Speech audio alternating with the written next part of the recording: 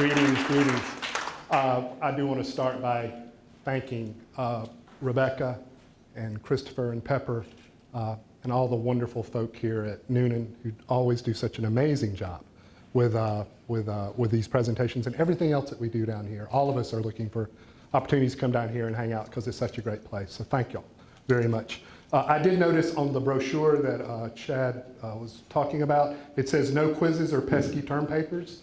So what is the first thing I've done? I've handed you a quiz. And I apologize for that. But the quiz is really just something for you to kind of look at and think about as we kind of talk tonight. If you get bored of listening to me, you can kind of look at the quiz. And if we have time at the end, we'll kind of look at some of them and see if we can maybe figure out whether these are correct or incorrect according to the standard. Okay, so we ready to go? So I want to start by just saying a word about the title, and one word in the title, fraud, which is an old word in English. Goes back to German and I think even Dutch before that. An old word. We get our modern word freight from this, but I thought it was appropriate for this discussion because contained within it are some of what I feel like are the tensions that exist within our attitudes toward the English language. It's valuable. It's something that we carry with us, that we transport, we carry around, but sometimes it's a burden. And sometimes our use of the language can be pretty distressing, either for ourselves or for other people. So I want you to think about that as we move forward, this kind of idea of these tensions that are within the language. I want to start with one definition before we kind of really get started here, and it has to do with this word standard, which most of you have probably heard, but maybe not everybody, but it's kind of important to this conversation that we're going to have tonight. But when I talk about the standard, what I'm really talking about is a form of language, particularly the English language, that has a certain kind of an authoritative status to it. It's the form of the language that we typically teach and learn in educational settings, that's used in law, used in business, and used in other kinds of institutional settings. There are both written and spoken versions of this language, and much of what we think about when we talk about grammar, at least in conventional ways, has to do with the standard, although for those of us in linguistics, we tend to think of the standard and grammar in some other ways that I want to talk about tonight. The other thing that I want to correct on this slide, though, is that instead of saying non-standard forms, because we all know there are different varieties of the English language, I would prefer that we use the term language variety, or the term that I'm going to use tonight, I'm going to talk a lot about the language of home. The language of home. So, with all of that said as a preface, I want to start with that idea of language of home. Because I do believe that all of us have a story to tell about our understanding and our relationship and even our attitude toward the language that we speak, or languages that we speak. And that can be complicated sometimes because of a lot of reasons. But I wanted to start with kind of just a brief story about my early understanding about language and where that comes from. So the picture you see here is where I grew up, a farmhouse that my great-grandfather built many, many years ago, that my grandparents lived in, that I grew up in, at least spent a lot of time in when I was growing up. My brother lives there now. And one of the things that I remember about that house was sitting on the front porch or on the back porch and listening to my grandfather tell stories with his brothers, with his sisters, with a lot of us that would sit around and listen to those stories. My first love of the language comes from those stories that he told. I was fascinated not just with the content of the stories, but how he told them and the language that he used to tell them. Now, he was a very wise and smart man, one of the smartest men I've ever met. He only had an eighth grade education.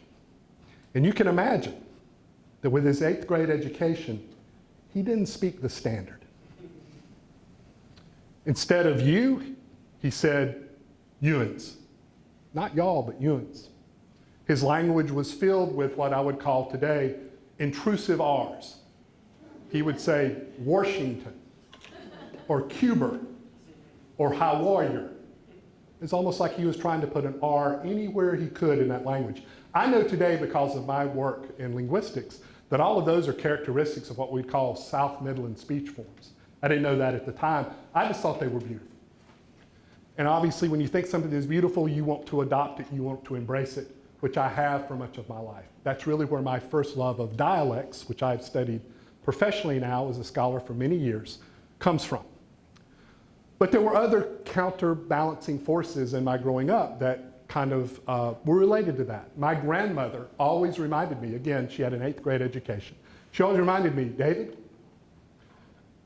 when you leave this place, people are going to judge you by how you speak. And you need to be aware of that. You need to be mindful of that. And you need to know how to speak correctly. Right? And I took that with me because I thought that was important as well. But what I want to suggest to you is that my story about my relationship with language isn't unusual, I think. I think all of us have stories that we could tell about our engagement with language, our love of language that occurs on what I call in the home place or on the porch, right? And that porch can take many different kinds of forms over time. But that's really one of the most important things that I want to stress to you, that as educators and as people, we need to value the language of home, and not just our own home, but the homes of other people, right? Where someone comes from is incredibly important in terms of how they understand themselves and their identities. And when we make fun of that language, when we denigrate it, we're doing great harm to them. Now, I say that as someone who has spent a lot of time studying grammar, right, professionally. I teach a course on the history of the English language, have taught it many years with Chad and with Michael, two of my colleagues in linguistics. I'm teaching a course right now in syntax, where we're studying phrase and clause structures. Today we were looking at restrictive and non-restrictive relative clauses. So we do a lot of work in this. And so I want to say as we move forward that I think that study of the language, and particularly the standard, is really important, right? We have an obligation, a responsibility as educators to help our students learn that standard, because if they don't, we are condemning them to a life of economic uncertainty, because so many professional opportunities out there depending on their ability to master that standard.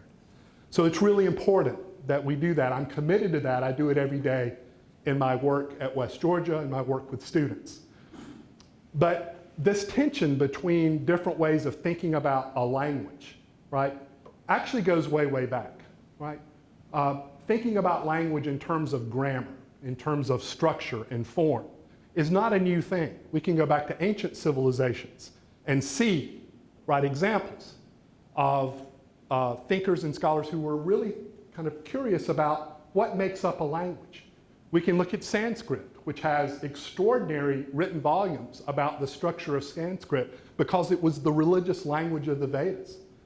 The Greeks spent considerable time thinking about the structure of language. Plato and Aristotle talked about divisions of language, the way we think today about parts of speech. Dionysius Thrax, in the 1st century BCE, wrote a fairly extensive treatise on grammar, the way we would think of it today. So thinking about grammar in this way is not a new thing, it's actually an ancient thing.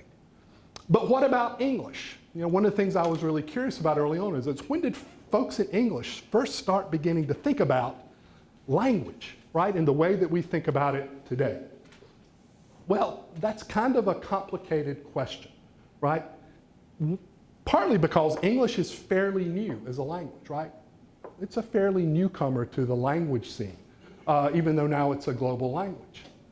And so many of the things that we think of with English, you know, didn't happen that far back, right? So if we look at the early days of English, this is what we kind of find.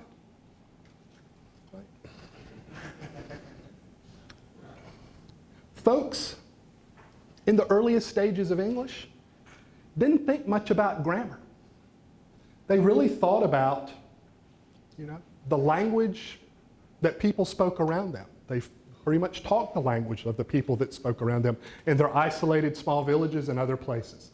So there wasn't a lot of sophisticated thinking about language overall. There were in some small circles, and we'll talk about that in just a minute. But for the most part, folks spoke the language and thought about the language in the ways that they did with their ordinary communications with people around them every day, right? Now, we could say that this is because early on in the English language, folks were busy doing other things, right? They were fighting the French, right? Earlier on, they were fighting Vikings, right? Or maybe they were fighting monsters like Grendel. Or they were doing other things, right? So we could just say that they were incredibly busy and did not have time, right, to do this kind of deep thinking about what the language is. All right, so that kind of occurs later on, right? Because we do know that even early on, English was being written down. There were scribes and religious priests and others who were writing down the language and thinking about its structure and how to punctuate it. All of those things were going on, but it was in small, isolated pockets. But as we move forward, as we move from the Middle English period toward the end of it and into what we'll call the Renaissance, we do see some significant changes, right? And these changes are brought on by a variety of factors.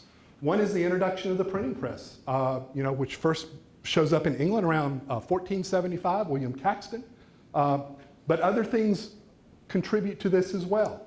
The rise of English nationalism, the Renaissance, the rise of the middle class, and anxiety on kind of positioning yourself as a member of the middle class, and the rise of literacy and education, all contribute to kind of people thinking about language in different ways. In other words, being aware self-consciously of their language and how they speak and how they write, and how that might be seen by other people. Understand that? Got that? So, there's one other factor that we need to think about in terms of this emergence of language, particularly for English. And it has to do with the kind of presence of Latin, right?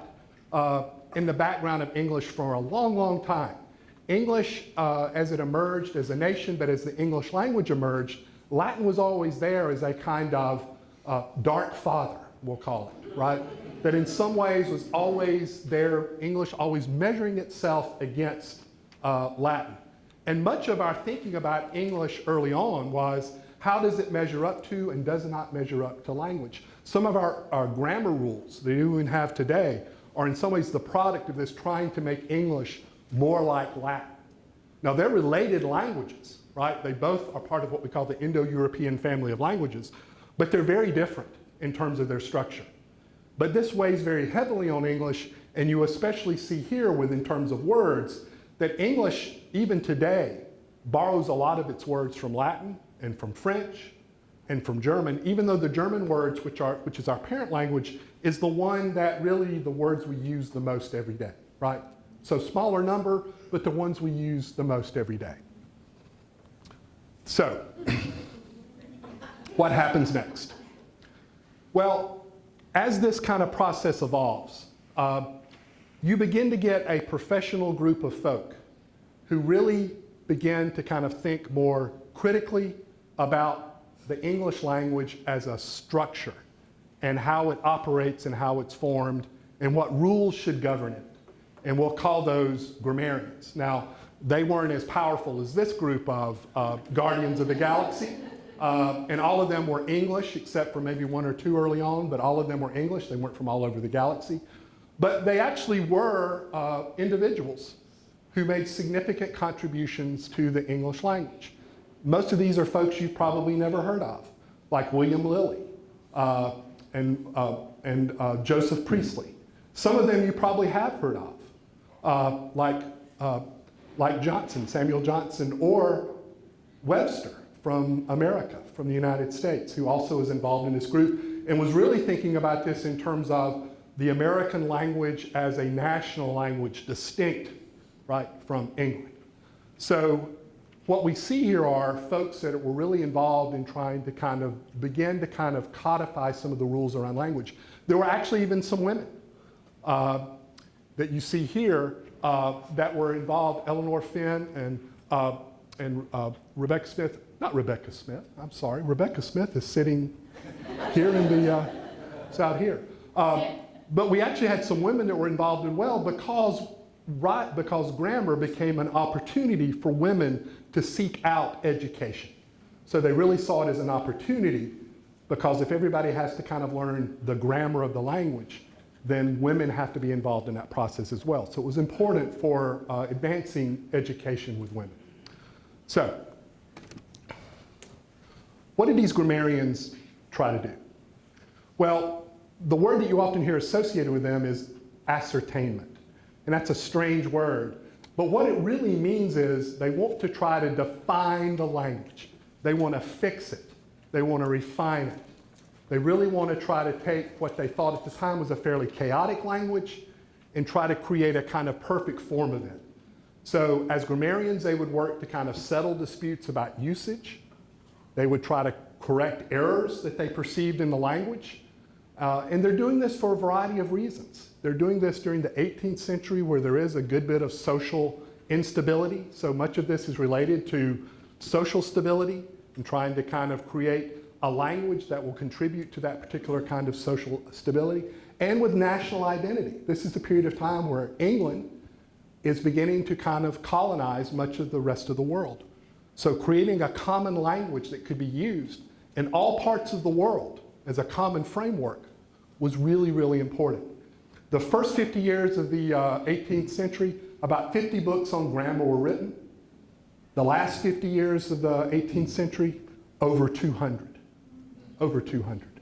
So this is significant. People are super conscious about language. And much of the grammar rules that we still work with today, that are part of what we think of as a standard, come from this particular period of time. Not all of these grammarians thought of language in the same way. Robert Loth, who's on your left side here, was really very much a prescriptivist. He really wanted to tell people how to use the language and correct them when they used it wrong. Joseph Priestley, who's up on the right-hand side, left-hand side, and right-hand side, was much more of a descriptivist. He really believed that what we should focus on is how people actually use the language. And usage was more important than telling people how to use the language. Okay? So, to sum up here about the standard, one way to think about the standard in terms of its value is think about the standard as a solar system, and the standard is the sun, right? So this is a form of the language that kind of keeps all the varieties of the language in order, right? It creates a kind of common framework for those of us who may even speak non-standard forms or varieties of the language. It kind of gives us a kind of central place that we can go for speaking and writing so that everybody understands each other, right? The danger of that perspective is that you might lose appreciation for all the different planets that are orbiting the sun and their own unique ways of using the language. That's the tension. So, to get back to the standard, right? There are good and bad things here about it. Some of the good things are that it really does help with kind of creating a common framework. But there are problems.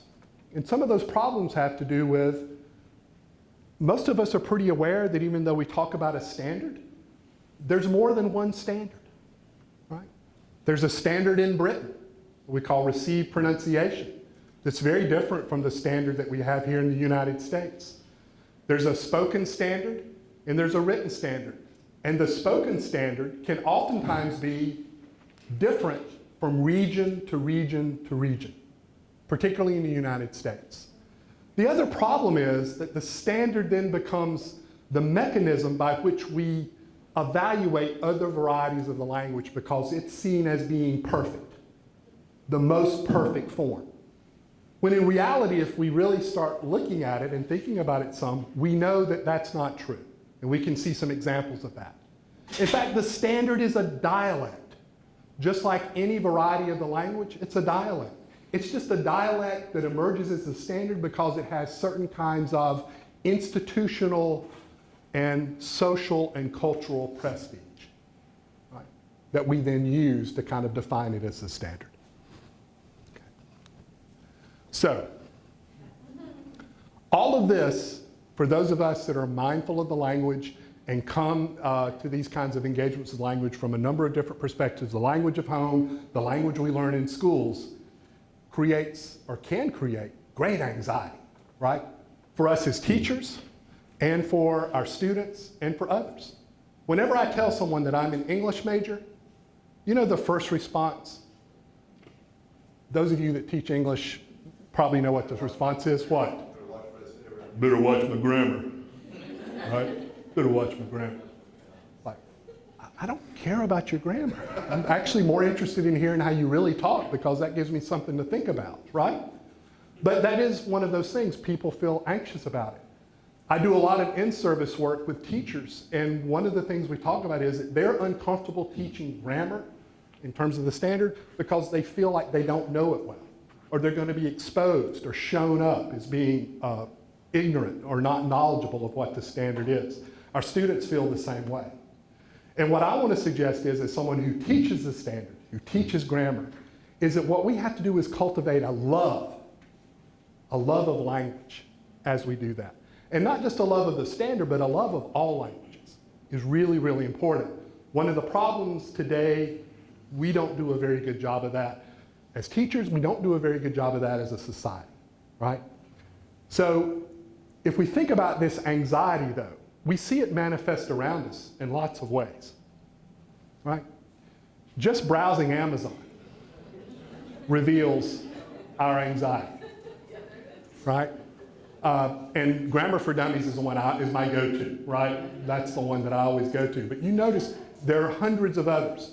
This really kind of manifests our anxiety about the language, just about how troubled we are about whether we're correct or not, and how we speak or how we write. It goes even further, right? Hodges' Harbrace Handbook. Michael, I think Hodges was from the University of Tennessee, was he not, where Michael and Lisa both went? But isn't that correct? The first edition of Hodges' Handbook came out in 1941. 1941, 80 years, and it's still going. The last edition was published, I think, in 2017. Now, if the standard is a fixed and perfect form, why do you need 19 editions? Why do you need 19 editions, right? This puzzles me. The one on the left here, number 7, that's the one that I had in college, right? And one of the things that I would say is, in that edition, it told me that if I used the indefinite pronoun none, the verb was always singular. And I learned that. I learned that partly because it being marked on my freshman papers, right, that I wasn't using it correctly. So I went and found it and entered in the correct number and did that. But if you look at the current Harbrace, does it still say that? It doesn't. It says that it can be plural or singular, right, depending on the context of the sentence, right? Now, none to me sounds like it should be singular. None, no one, singular, right? But that's changed. And Harbrace has adjusted for that change, which is largely a social and cultural change, right? So it makes sense. So I present all this to you because of what I want to suggest is that this idea that we have about the standard and what it represents is not a fixed thing. It changes over time, and there are lots of examples that we could look at that would kind of show us how this change takes place over time.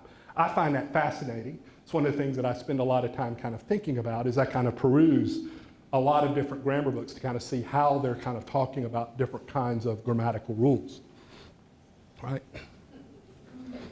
But there's another problem with this that creates anxiety, right?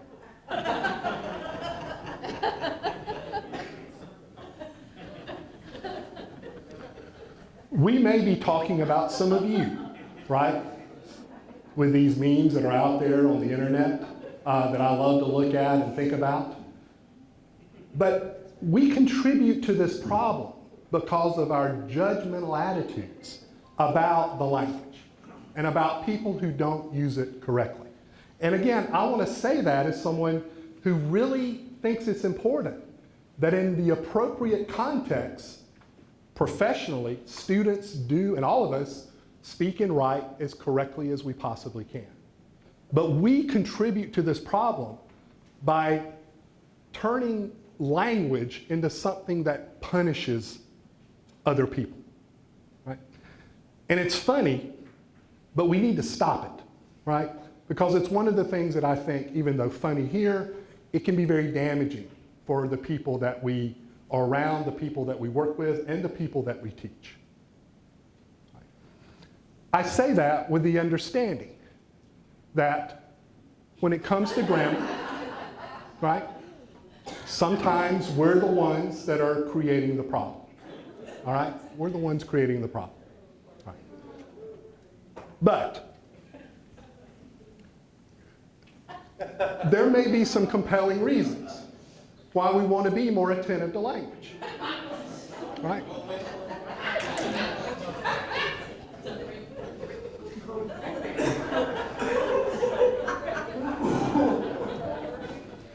So there are two ways to think about these, and you probably have your examples as well. I keep my camera in the car whenever I go home, back to the rural part of South Carolina, just so I can take pictures of things that I run into, because I find them interesting.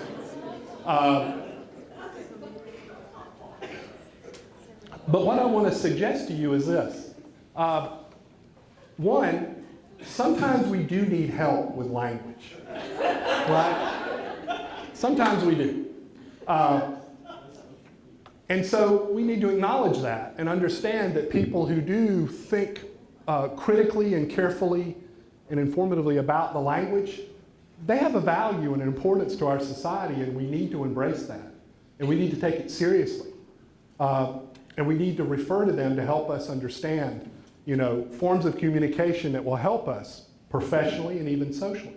At the same time, as someone who has spent a lot of my life studying dialects, I actually worked with the Linguistic Atlas Project of the Gulf States. I actually spent a year out west traveling around the rural communities interviewing folks for the Linguistic Atlas of the Mountain States, Colorado, Wyoming, and Utah. So I say this with a great love that I kind of think these are wonderful in their own way, because they are slices of the language that suggest to me a kind of rich variety and beauty that I think oftentimes people don't see, because we associate these particular speech forms often with people that we think are less than we are. Less than we are. We judge people by how they write and how they speak, and those judgments can be incredibly damaging. So we need to be kind of aware of that. So, by the end of the class that my students are taking right now, their last assignment is to diagram a sentence that has 130 words in it. And you know what? They're going to do that. And it's going to be awesome. And I've got them from years past. They're really extraordinary. So they're going to learn to do that because they're going to have a deep understanding of structure and how different parts of a clause or a phrase kind of fit together. So when we talk about grammar rules, when I begin to think about these, I try to kind of divide them up into some categories. And these are not the only categories, but I thought these would be good for some maybe examples that we can kind of look at when we're talking about the standard and these rules and do they work or not. So first of all, structural rules. And by that I mean rules that in some ways are kind of connected to structure. And the example I'll give you is the distinction between who and whom, right? So look, I think at the first two sentences on your quiz. Yeah. So what's up with those two sentences that might need some thinking through? Anybody want to take a courageous guess? First one should be whom. Why? It's the object case, right? Who is the subject case? Whom is the object case? Does everybody know what we're talking about? Raise your hand if you know. Most of you probably won't, and that's okay, right? Some of you will.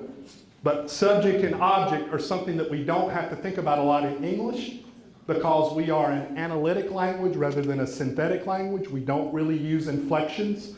much for grammatical case, apart from possession, and from a few instances like this, where that little M at the end is an inflectional ending that indicates, oh, this is the object case, right? How about the second one there?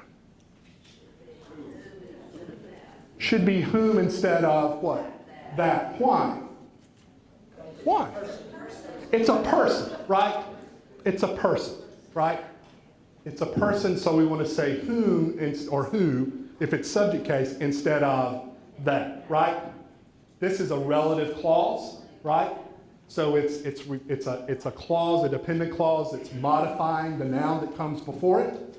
And in that instance, you want to use. That's a prescriptive rule in English, in standard English.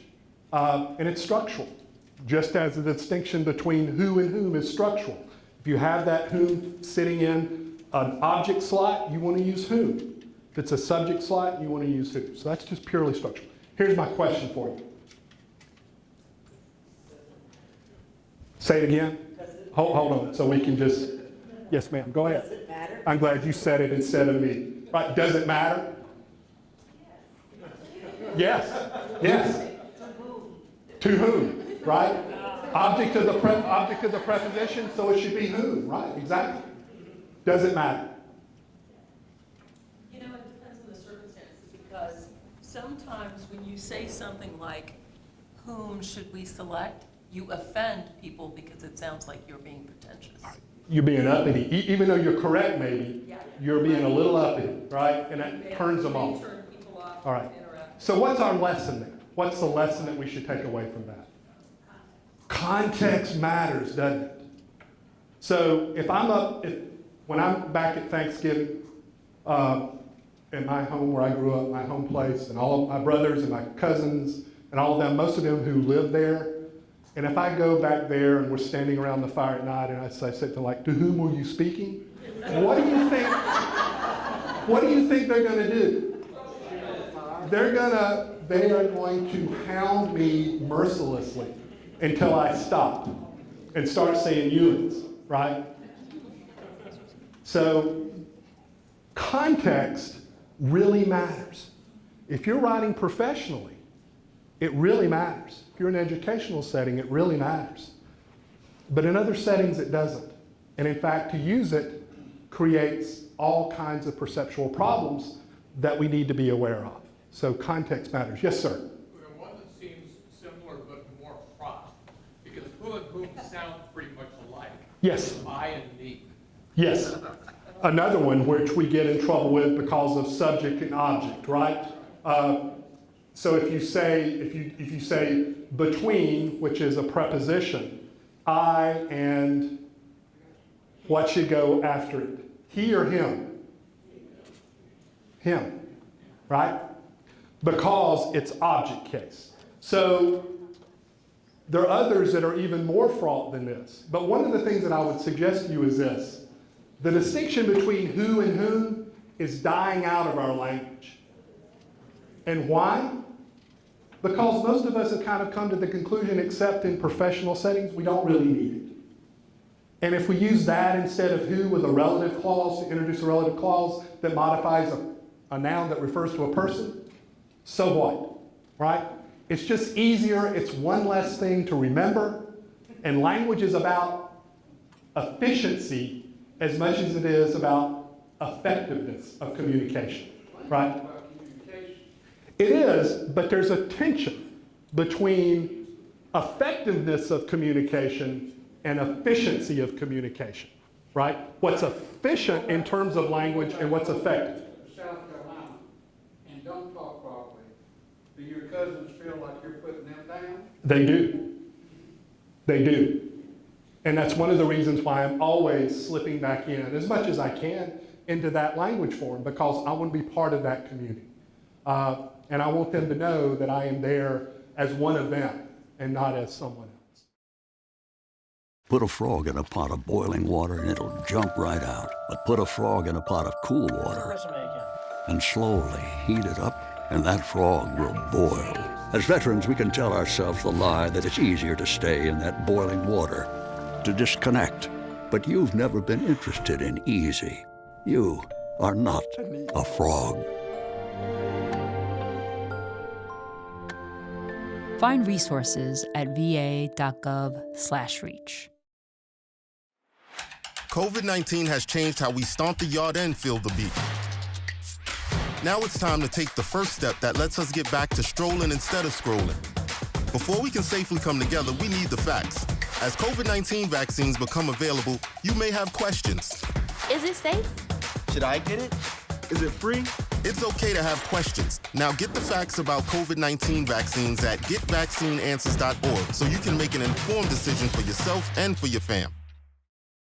But what I would suggest to you is that a lot of people don't have that consciousness about language, right?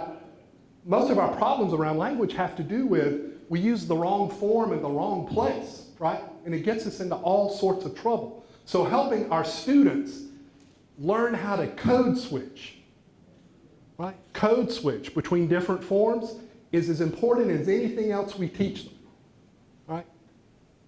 Being able to make those changes. Did I see another hand up here somewhere? Yes, sir. I was just going to make a comment that accent also plays a big part. It certainly does. And although we're talking here about kind of standard written forms, there certainly are associations with accent. As much as I have kind of, because of my education and training over the years, particularly in terms of my writing, have moved much more towards standard forms, and I approximate that in terms of my speech, there are just things associated with the way that I speak that still have traces of where I grew up, and I cannot lose those, right? It's also cadence. It's cadence, it has to do with pronunciation, it has to do with word choice. There are a variety of things there. And so when we think about these issues, they are complicated on a number of different levels. My grandmother, I remember the first time I went to New York, my grandmother said, "Don't say much. Just nod your head." Said, don't say much. She said, the moment you open your mouth, they're going to know where you're from, and they're going to think you're stupid, just by how you talk. Yeah, Dick? There may be one or two others here who remember, but when I took grammar in the 7th grade, something that was drilled into us was the difference in shall and will, and that has totally gone by the board. Totally left the language. In fact, I played Eisenhower talking for my nephew and daughter, and they couldn't believe he used it, what at the time would have been called correctly, and they just said, that doesn't make sense. Sure, yeah. So what this tells us is that these rules, these forms, even though they're there and they hold an important kind of sway over how we think about language, they do change over time, right? As all of the language does. I was having a conversation recently with someone about Southern speech, and I did my dissertation on Southern speech from the period of about 1830 to 1860. I was really looking to see how tensions between North and South were affecting perceptions about dialects in the North and South. Really interesting stuff. But one of the things that I told him was, the Southern speech you speak today doesn't have a lot in common with the Southern speech that was spoken 100 years ago. There are significant differences. Now again, we still have a Southern variety of English, actually varieties today, but they're not the same as we had in years past because language is always changing. The standard holds out the promise that language can be fixed and never change. But that's just not the case. So look at a couple of other these. Actually, I've got a few slides to kind of just talk about these others. And there are other ways to think about these groupings, but I thought these are just some examples that we can look at. So I thought for punctuation, we might talk about the semicolon, which is like my favorite punctuation. Actually, the semicolon, it's actually a latecomer to punctuation, late 1400s. Venice, Italy. Venice, Italy, a printer decides the period was too long, the comma wasn't long enough, so I'm going to put those two together, and we've got the semicolon, right? So the semicolon is this kind of punctuation. It's in between the comma and the period. All of you grammarians know that in English there are basically 3 rules for semicolons. I learned this in freshman English in college. My first paper I got back, the professor said, "Your organization is excellent. Your content is brilliant. You misused a semicolon." D. D. So, what do you think I did after that? I never used a semicolon again for like 10 years. Right? I was going to avoid that like the plague. And then finally I kind of figured out how to use it. But basically 3 rules, right? So, and it kind of is one of those that can join together independent clauses. It can also kind of join or connect things in a series if they're commas in the series, right? So that's kind of how it's used.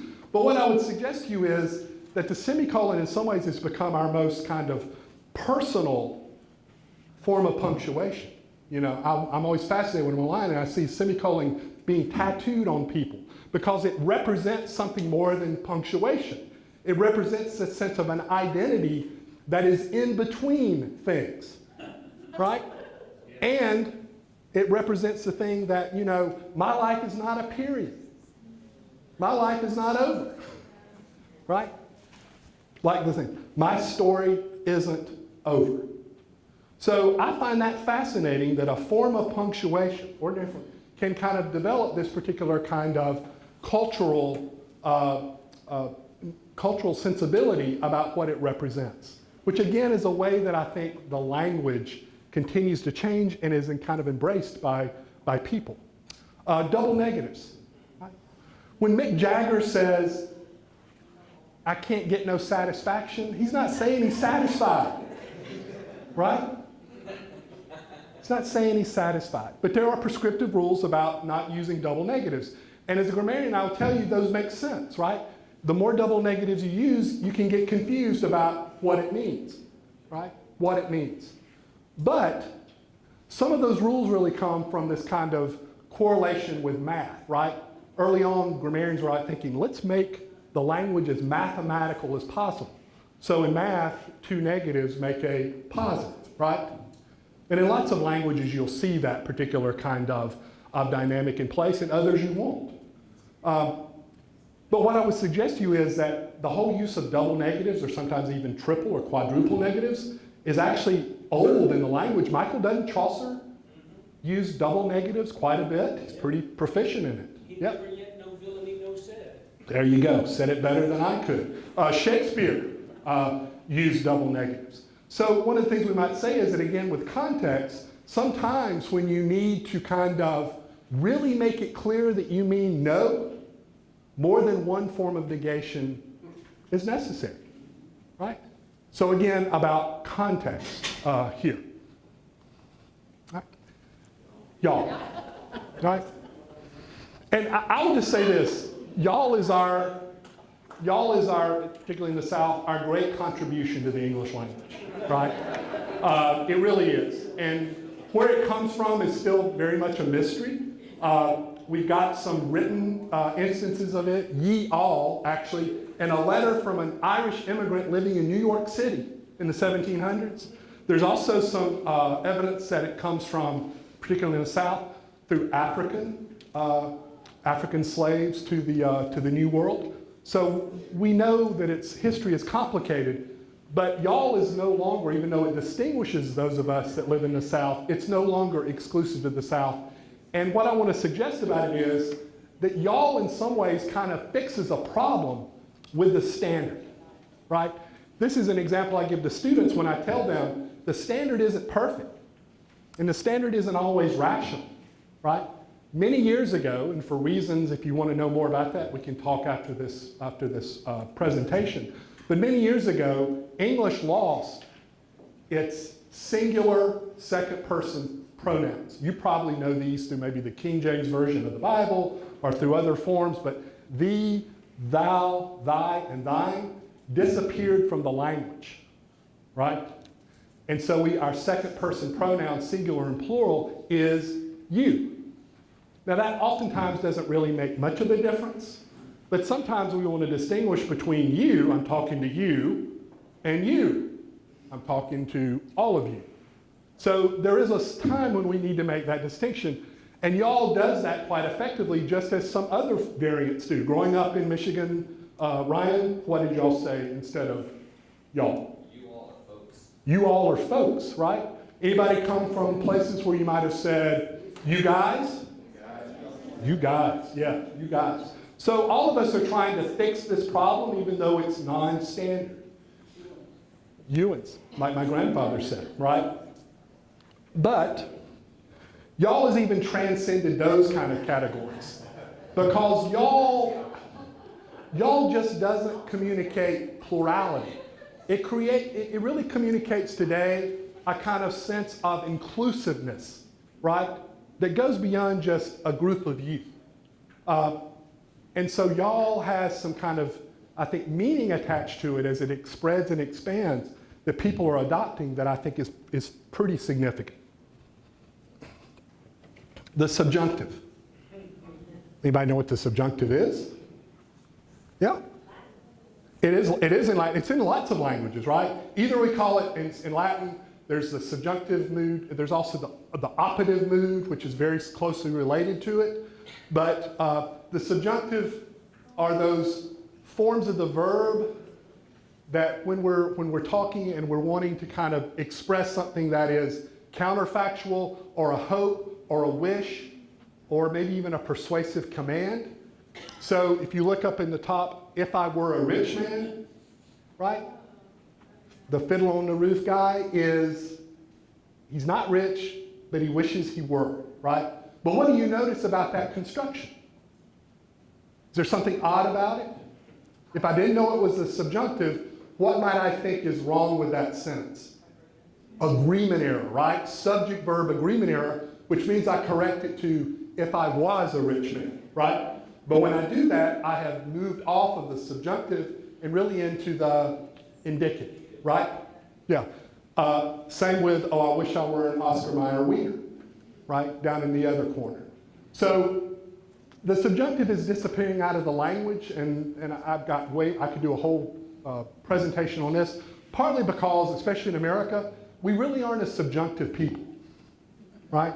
We're not a subjunctive people. We're more of an indicative or an imperative people. We want to either tell you what the truth is, the real truth, or we want to tell you what to do, right? So we don't really like the subjunctive, and therefore we don't see it very much, and we're really losing it out of the language, particularly because of the case issue with subject-verb, not case issue, but the subject-verb agreement really kind of contributes to that. But what I'll leave you with on this is the subjunctive is around us in ways that we don't always realize. All of these are examples of the subjunctive. Rest in peace, till death do us part, God bless America, God save the King, are all subjunctive forms. And by that I mean, these are not things that are actual, real, and true, but things that we hope for, right? Which is a bit troubling when the thing we hope for is rest in peace, right? Because when we use a subjunctive form, what we're saying is, I really, really hope you rest in peace, but I'm not so sure, I'm not certain, but I'm really, really hoping, right? Or even till death do us part, right? It's hoped for, wished for, longed for, but not a real and true thing. We see the difference? So you'll see the subjunctive around you all over, but most of us don't even recognize it anymore. Disappearing out of the language. Hallowed be thy name. Hallowed be thy name, right, absolutely. Yeah, we see a lot of it, especially in religious language. So, last thing I'll say, and then we can look at maybe spend a minute or two just looking at the rest of the questions. Chad, we doing okay on time? Okay. I just wanted to include this one because this is another way to kind of think about the standard and non-standard forms. One of the things that I always tell my students when we're talking about standard and non-standard forms or language variety or dialects is that every variety of the language is governed by rules. Every variety of the language is governed by rules. Those rules differ, right, from variety to variety, but they're all rule governed. When someone speaks in what we'll call a non-standard form, it's not because they may not understand the rules of the standard, it's just they're using a different variety of the language that operates by different rules. It's important for us to realize that because that puts languages and varieties of the language on equal footing, equal level, rather than thinking that the standard is in somehow the only variety of the language that is rule governed, right? That isn't chaotic and irrational. And the example that I want to give you is this one. So up above, we've got he is late, he's late, he is always late, standard forms, right? Where you have a subject, form of be, a copula, what we call a copula, and then an adverb of time, right, afterwards. And then down below, we've got he late and he be late. Okay. Now, from the perspective of the standard, that's incorrect, right? And we might even look down on this as being kind of not just incorrect, but we may associate with the speaker somehow that they are intellectually inferior or morally inferior or in some other way inferior, right? Which is wrong for us to do. But what I want to suggest to you is that these forms, these non-standard, what we'll call non-standard forms here, are rule governed, right? In other words, by that, they are consistently used and they oftentimes have meaning that for those of us from the perspective of the standard don't understand. The copula deletion, in some ways I would say is, what's the big deal? If I say he is late or I say he late, is there an issue with what I mean? There really isn't, right? What? What about what your grandmother told you? My grandma would tell me to always use he is late, right, when I'm out in public because people will think I'm stupid if I don't, right? And she was being pragmatic about that. But I'm kind of pushing back on that with the sense that I think we need to kind of address that perception that to use this other form makes one stupid, right? It's the language of home. Yes, ma'am. I grew up, coming to the United States, I was an immigrant, I was a toddler, but I pretty much grew up like most American people, knew the English language. So I grew up with my parents always asking me, how do you say this when no adults are watching, right? Yeah. And here's the thing about my parents, they had to start completely all over again. So anyone who's come from another country, give them a little slack because they already knew another language and another grammar, and they've had to start completely all over. And my dad, highly, highly intelligent person, my mom, but they would get so frustrated because they're like, you know, and they still have an accent, but I was, I guess, kind of honored that they would ask me. Sure, yeah. Because I went to American school and everything. But anyway, yeah, it's never a measure of a person's ability just because of their accent or where they come from. They have a lot of value.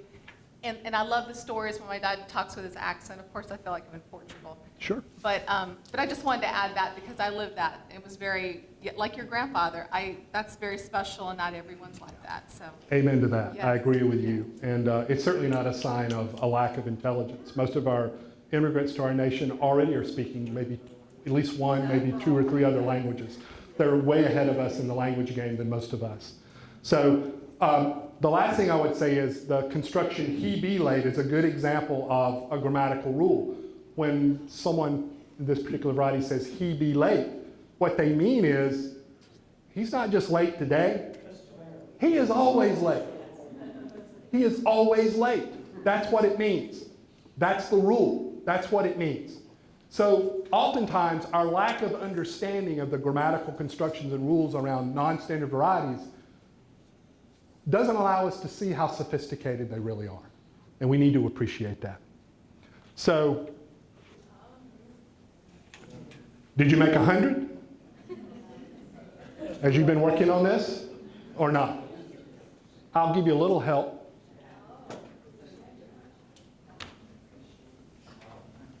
A little help. Anybody got a question about any of those? Number 6, we found lots of litter walking down Pennsylvania Avenue. What's the problem there?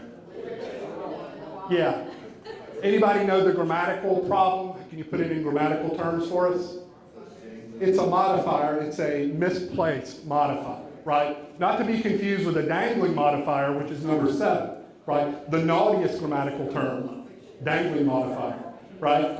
So misplaced modifier. So to fix it, what I have to do is move it to the front, right?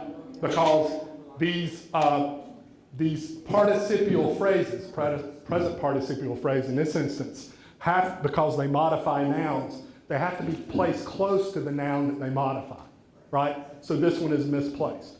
In number 7, dangling modifier, that modifier, participial phrase, doesn't have anything to modify, right? So it latches on to something that it doesn't modify, which is sun, right? You see that? So that one I have to fix by saying something like, while lying on the beach, the sun felt very hot, right? Instead to add in some structure. Got that one? Any others here that are either you're curious about, or they give you fits, or you just got something to say? Yeah. Number 8, is it best practice to say his or her or their? Well, the issue with there is that it is a agreement error, right? Between person and there. That's the issue there. Person is singular, there is plural, right? Although I would say most of us, if we hear this in order comes, never bat an eye, right? We just don't, because we know what they mean. And it kind of fixes some problems with the language, right? Around what kinds of pronouns we have. I think, and I tell my students, I don't think the way to fix that is by doing the whole he, she, him, her, I don't think that's the way you fix it. I think there are other ways to fix it by rewording the sentence, or even just simply saying, do you know the person who dropped the cell phone and left it on the bus? Whose cell phone is on the bus? Right. That's how you fix it. But you don't fix it by doing the whole he, she thing. I just think that's clunky. You can do it that way, but it's just kind of clunky, right? Any others? Why is number 5 wrong? Smarter, right? It's a comparative and superlative forms, and we use the comparative form when we're doing 2, right? If we're doing more than 2, 3, or more, then we would use the EST form, right? But the ER form when we're comparing 2. So they're 2 sisters, so it should be smarter. Excellent. How about number 4? Lie, right? Rule 1 is Everybody lies, right? Except Bob Hamilton. Lie, if it has an I, it's intransitive, doesn't have an object, right? It's lay. I mean, it has an I, and then if it's lay, it does, right? So, how about number 3, just quickly? Your, why? It's a possessive form, and it's modifying a gerund, which is a noun, right? And you can't have a noun modifying a noun. You need a possessive form to modify a noun, right? Again, if you see this in writing, or you hear someone say this, are you batting an eye? Probably not. But in certain settings, very, very important, right? Okay. Yes? Can you address bring and take? You'll have to give me a little more. Well, you bring something, or you take something, or you bring it back, or you, are there rules with that? I'll have to think, not that I'm aware of, but maybe you and I could talk a little more afterwards, and I can understand a little more of context. It might help me to think that through. Okay. So I thought you were going to say something about, like, when I go home, my brother will often say, can you carry me to the store? And I'm like, you're pretty heavy. I don't think I want to carry you all that way, but I'll be glad to drive you to the store, right? So, yes, sir. And then here. Can you talk a little bit about ain't? Because my grandmother wouldn't like ain't either, because it ain't a word. Yeah, and I almost included a slide on ain't, just I didn't because of time. But let me just say this briefly about ain't, because I know we're running out of time here. And Michael and Chad can weigh on this as well. It's one of the most fascinating words in the English language. And if you go back to the 17th, 18th century, everybody used ain't. Pretty widely used by everybody.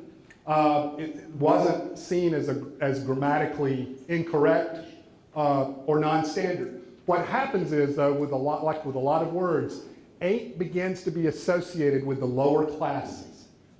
And so to speak ain't is to kind of be identified with the lower classes, and therefore when that begins to happen, what do people start doing? They quit using it, right? Because they don't want to be associated with the lower classes, right? There have been some other arguments, though, about ain't in terms of its kind of logical, rational construction, right, that we could talk about as well. But that's really the quick history of where we are with ain't, right? Yes, ma'am? What are your feelings when you listen to the news and they say they busted down the door? Chad, we were talking about this. I'm not too bothered by that because I can at least literally kind of think of someone busting a door, right? But burst, I think you're thinking about burst, that distinction, right? Breaking down the door, yeah, yeah. And I will agree with you. I will agree with you on this. All of us who kind of love the language have those little places where it's just like one little thing that drives us nuts, right? It's our own little bailiwick, and it just drives us nuts, and it's our own little personal thing, and that's okay, right? As long as we don't do like my, composition teacher, give me a D for one little semicolon error, right? We had a long talk about that years later, and I let her know that I still held a grudge about that. So, all right. In closing, we just want everything to be perfectly balanced. So as you think about the standard and you think about non-standard forms, appreciate both, love both, cultivate that love in other people, and we will really, I think, be on our way to a better place when it comes to our love of language. So I'll stop there, Chad. Thank you very much. Thanks to all of you.